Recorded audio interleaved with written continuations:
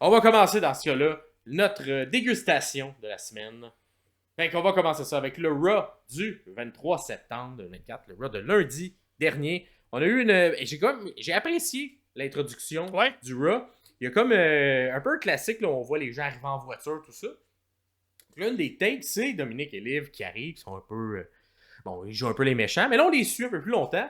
Et là, pendant qu'ils arrivent, il y a comme Braun Strowman et Bronson Reed qui se cassent la gueule à travers un peu tout ça. Ils ont jamais arrêté depuis la semaine passée. Exactement, c'est comme si on reprend où c'était, la bataille a continué non-stop dans les trucks pendant la semaine sur l'autoroute.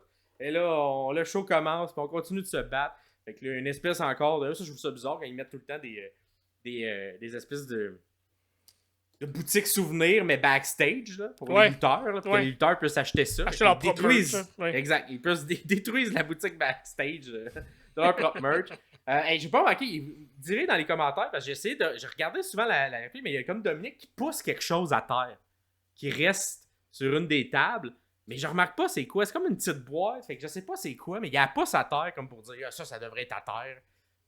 Fait que dis-moi dans les commentaires si vous savez qu'est-ce qui a poussé à terre, parce que j'ai pas j'ai regardé, j'essaie de faire des zooms, mais j'ai pas remarqué qu'est-ce que c'était. Fait que on continue d'avancer, puis là on se rend sur scène avec une promo de méchant de Liv Morgan, et face à tout ce qui s'en vient, éventuellement sa rivalité avec Rhea Ripley continue un peu de narguer tout ça. Rhea évidemment intervient. À travers de tout ce segment-là, les faces de Dominic Mysterio sont vraiment parfaites, là. Toutes les petites faces qu'il fait, un peu en arrière caché de Liv Morgan, puis genre, quand le public, genre la U, puis lui qui est comme un peu... Il est tellement rendu bon, là. Il a vraiment l'aura que Eddie Guerrero avait, mais de manière plus... je sais pas comment dire, tu sais, Eddie était quand même un plus un méchant... méchant adulte, lui, c'est comme un petit genre... c'est un peu comme dans Game of Thrones, là, les petits princes qui devenaient rois, oui. Puis qui 15 ans. Fenêtre, là. Ouais, exact. Mais tu sais, c'est comme... Il y a comme un peu un aura de petite marde, là, dans qui est comme... c'est un peu un petit prince, la royauté Mysterio, là. C'est la descendance d'une légende, là, je veux dire.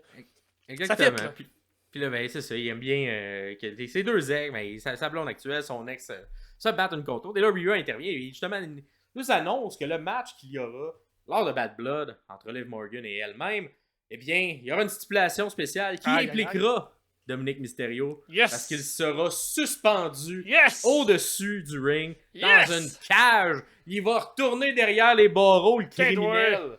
Le prisonnier. Écoute, j'aime beaucoup la stipulation. C'est presque ce qu'on aimerait, de se battre pour Dominic. On n'est pas encore rendu là, mais de l'avoir qui va pendre au-dessus de la cage du match féminin. Et je pense qu'il y a quand même beaucoup de possibilités de faire quelque chose de le fun au niveau du booking avec ça. Également au niveau de l'entrée, quand il va rentrer, il va genre reprendre un peu son aura de comme quand il était un ex-détenu, puis se remettre peut-être sa petite larme. Et écoute, on va voir qu'est-ce qu'il va faire avec ça. Et le seul truc que j'espère qu'il n'arrivera pas, parce qu'on n'en voit pas tant souvent là, des matchs comme ça, mais souvent ça se finit un peu de la même manière avec la personne qui est au-dessus de la cage fait glisser une arme quelconque qu'elle avait cachée dans ses bottes. Et la donne à quelqu'un. J'espère qu'on va trouver une manière plus originale d'utiliser la cage plutôt que le classique. Il y avait quelque chose dans ma botte, puis je te le lance durant le match pour que tu gagnes. La dernière fois qu'on a vu un match de cage comme ça, c'était James Helmsworth qui était dans une cage, puis c'est Carmella qui se battait pour lui contre je me souviens plus qui. C'est tout. C'est la seule info que j'ai.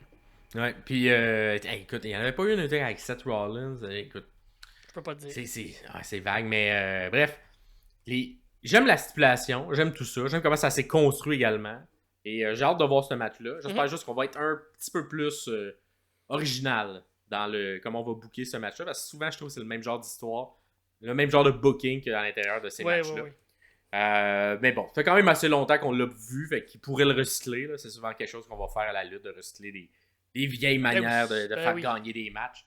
Mais j'aimerais ça que M. Paul Lévesque ait dans sa poche une manière originale de faire un match comme ça. Et peut-être Dominique également, qui s'est dit avec les années, et peut-être que si un jour je suis dans une cage, j'interviendrai de cette manière-là, plus originale. Et on finit ce segment-là, évidemment, avec un coup de tête de Rhea Ripley à Liv Morgan, qui rentre, et là après, Dominique la prend dans ses bras, puis comme qu'est-ce que tu as fait à ma blonde, tout ça, et on finit ce segment-là comme ça. Fait que bonne intro, j'ai bien aimé ça. Prochain match que j'ai aimé à l'intérieur de ce Raw-là, c'est New Day contre American Made. Fait qu'évidemment, on parle dans les dernières semaines de toute l'histoire entourant Xavier Wood, qui est comme de plus en plus susceptible, je dirais, face aux commentaires de Kofi Kingston. Et on continue cette histoire-là. J'avais eu le nez parce que j'avais vu qu'American Made était lousse. Et effectivement, on les a mis dans le chemin de New Day. Ouais. Fait que une bonne histoire qui est racontée par Xavier tout le long du match parce qu'on le présente vraiment comme s'il était le corps arrière du match. Fait que c'est lui qui va caller les shots. Fait que, tu sais, quand il dit à Kofi, OK, reviens, fais-moi le tag, let's go. Là, à ce moment-là, on fait un move en équipe. Fait que c'est vraiment lui qui cale les shots et Kofi lui donne le lead un peu, les rênes du match. Comme ça.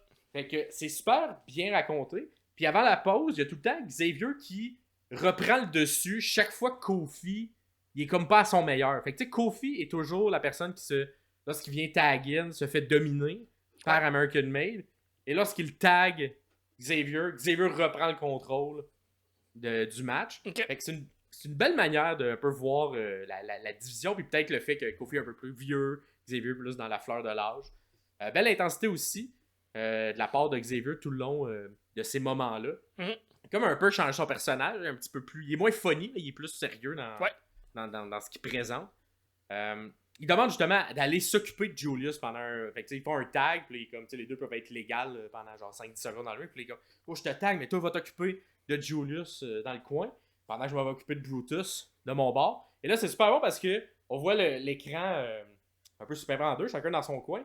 Et là, Xavier, lui, prend le contrôle de Brutus, mais du côté de Kofi, Julius contre. Et c'est lui qui prend le contrôle de Kofi. Et les deux font une souplex, mais chacun, c'est pas le même membre. C'est qu'un membre d'American Made qui s'en fait faire une par Xavier et de l'autre côté, Kofi s'en fait faire une par Julius. Fait que c'était super bien raconté encore une fois le fait de montrer que Kofi est moins bon dans ce match-là que Xavier. Puis ça peut encore un peu titiller comment Xavier voit un peu cette équipe-là. Bien aimé aussi ce segment-là. Chad qui est juste sur ringside puis qui coach un peu son équipe puis qui crie genre « Ça, c'est des muscles faits en Amérique! » en parlant des Creed Brothers. Ça m'a fait rire. Eh oui, American Made, hein, c'est fait en Amérique. Exactement. Retour de pause. Xavier tente de survivre pendant qu'un American Made triche et prenne l'avantage de différentes manières à travers les hot tags. Mais au final, on fait un hot tag à Kofi. Kofi reprend un petit peu l'avantage à ce moment-là. Xavier demande le tag. On le tag dans le match. Chad Gable, pendant ce moment-là, intervient. Et ça fait péter une coche à Xavier. Parce que il est comme, je sais pas trop, il est comme frustré que la troisième personne dans l'équipe vienne intervenir pendant que l'arbitre a le dos tourné. Fait qu'il sort comme toute la frustration qu'il a en dedans de lui. Puis il la met un peu sur Chad Gable. Puis ça le fait sortir complètement un peu du match, qui fait que les Creed Brothers en profitent, reprennent l'avantage. Kofi lui tente d'aller sauver les meubles, mais c'est trop tard. Il y a un Brothers Ball du côté de Xavier pour la victoire. Aïe. Fait que, écoute, ils seront pas contents. Et backstage, on le voit justement pour être content parce que Ray ainsi que la LWO viennent le voir. Ça, tu vois, ce segment-là dans le pacing du show, je l'aurais peut-être mis avant le match plutôt qu'après. Ah, ok. Je trouvais ça bizarre qu'ils viennent après le match. Fait qu'il y a comme Ray et la LWO qui viennent s'excuser de la semaine dernière. Parce qu'il était venu intervenir. Puis là, Xavier était pas au courant. Puis c'était Kofi qui avait demandé. Bref, Xavier il est encore frustré. Puis en plus, il vient de perdre. Fait qu'il est comme, il accepte pas les excuses. Il est susceptible. Il insulte Ray. Hein, il dit qu'il devrait plutôt donner des conseils à son gars plutôt qu'essayer d'en donner à New Day qui sont là depuis longtemps.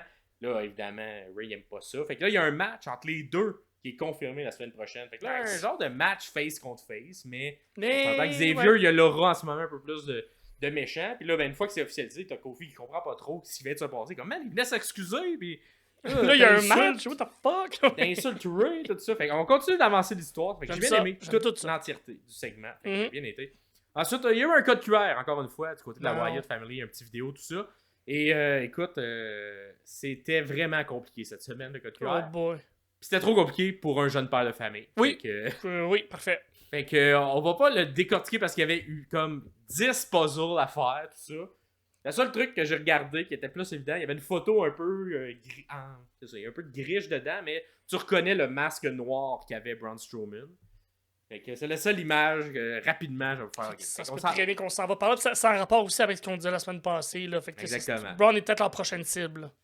Cible ou ils veulent le ramener, c'est pas, mais ça va tourner autour de Braun. Fait qu'on va voir comment ça va se faire. Cool. Mais ouais, il y avait beaucoup de casse-tête. Fait que là, j'ai pas pris le temps de tout faire. Si jamais vous avez des réponses, vous pouvez dans les commentaires dire que vous avez trouvé un des puzzles. Vous pouvez nous aider ou aider un jeune père de famille qui est fatigué pour tout ça. Là. Fait que, d'après moi, il y en avait un. Si maintenant je l'avais décortiqué, ça aurait été un bon 45 minutes, là, ce coup-là, pour. Juste décortiquer tout. c'est bon, ok. Écoute, c'est quand même intéressant ce qu'on fait, mais tu sais, il y a comme une trame. Puis là, c'est du texte à l'envers, fait que là, faut que tu fasses revirer le son de bord, puis ça dit. Bref, il y a beaucoup de choses là, dans cette semaine-là, puis en plus, il faut que tu y trouves, parce que c'est tout sur les anciens sites qui avaient déjà mis de l'avant. Il faut que tu retournes en arrière pour. Tu retournes sur tout ce qui était différent, fait que bref, c'est un petit peu trop compliqué. Fait que, il l'a eu, et moi, je continue à dire que ça s'enligne vers Braun Strowman. Parfait. Peut-être que ce n'est qu'un misdirection, mais. Je pense que c'est ce qu'ils veulent nous dire. La majorité des gens ne font pas ce travail-là puis sont capables de suivre quand même. Je pense qu'on est correct là. Exactement. Ensuite, on a eu le main event de la soirée et quand même un gros main event. Jey Uso contre Braun Breaker. Quelle excellent match. Mm-hmm. Et écoute, je pense excellent match parce que je sais pas de toi de ton côté, mais moi de mon côté, je m'y attendais vraiment pas à ce booking-là. Comment qu'il allait sortir ça. J'ai quand même bien apprécié aussi comment on a vendu le fait que c'était le main event. Ça avait l'air gros. Le match, il était comme important. L'entrée également de Jey était quand même importante. Tout le long du match, l'histoire qui est racontée, c'est vraiment que Breaker, il est comme trop confiant puis trop en ses moyens. Là, il est comme... le match, c'est sûr que je vais gagner ça. J'ai battu du monde. Il est très imbu de lui-même un peu, puis un peu cocky également là, dans son personnage qu'il a présentement. Et c'est sa première défense, si je ne m'abuse également, de la ceinture. Fait que il y en a beaucoup qui disent que t'es pas un vrai champion tant que t'as pas remporté ta première défense. Parce que, et là, ben, malheureusement, il y a eu beaucoup. Écoute, la fin, mon gars, là, les near fall là, sont tellement bons là, pour faire hyper le match. Là, si vous avez pas vu, là, juste le dernier segment, t'es comme, à quel moment ça va se finir, je sais pas. Il y a des spears qui se font, il y a des comptes, les kick-out dernière seconde, du côté de Braun Breaker sont super bons. Du côté également de Jey, sont super bons. Ça finit par aller à l'extérieur. On fait un spear dans la barricade évité. On revient dans le ring, fait un splash, un deuxième splash, un compte de spear. Boom, le compte de 3. Et finalement, Jey Uso remporte sa première ceinture individuelle en main event. Bravo. Super le fun. Et c'est ça. Moi, super surpris de ce booking-là. Je pense que ça fait que le match est encore plus le fun à regarder à cause de ça. Et petit problème au niveau du cue visuel parce que ils partent des feux d'artifice. Mais tu sais, Jey, lui, il part tout le temps dans la foule. Fait que là, la caméra qui est dans la foule. On voit comme pas. Puis là, t'entends des feux d'artifice qui partent. Là, quand ils remettent à regarder, les feux d'artifice sont finis. Plus là. Une petite erreur de comme. Bon, c'est rare qu'on met des feux d'artifice dans le main event d'un Raw. Fait que peut-être l'équipe était moins habituée de tout ça. Fait qu'on a manqué le cue au niveau de la régie. Fait que on savait pas s'il fallait filmer Jey ou filmer les feux d'artifice. Je pense que le but c'était des feux d'artifice, mais bon, on a filmé Jey à la place qui regardait les feux d'artifice. Fait que... Ben oui. Écoute, si t'es pas capable de voir les feux d'artifice dans les yeux de Jey, t'es pas un vrai fan. Et c'est ce qui complète ce Raw du 23 septembre. Un bon Raw quand même. Écoute, et c'est sûr que tout n'est pas excellent, mais la lutte a quand même été bonne. Les histoires ont été bonnes également. Fait que je vous le conseille pour ces 3 moments-là. Allez voir ces highlights-là. Très cool.